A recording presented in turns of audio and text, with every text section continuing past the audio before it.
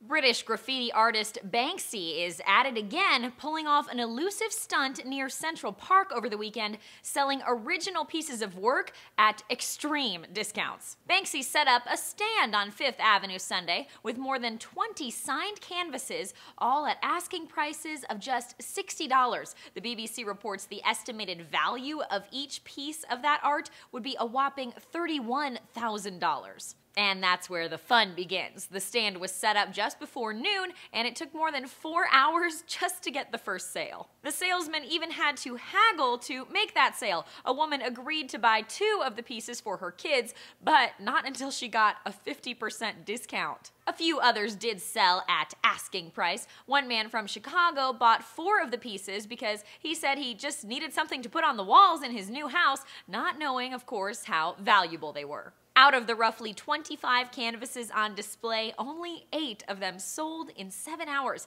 Banksy made less than $500 on the artwork, and it could have netted him almost $250,000. The stunt is part of an effort by Banksy to make a new piece of street art every day in October as he spends the month in New York. He's left a mark on several buildings in the city. And of course, these antics are nothing new. Back in 2009, the Daily Mail called Banksy an art terrorist after he spray painted an ice cream truck and put it on display inside a British museum without anyone's knowledge. Some of Banksy's more expensive masterpieces have gone up for auction. In one instance, the initial asking price was more than $700,000. On his website, Banksy suggested the deals won't be happening again anytime soon. For Newsy, I'm Lauren Zima.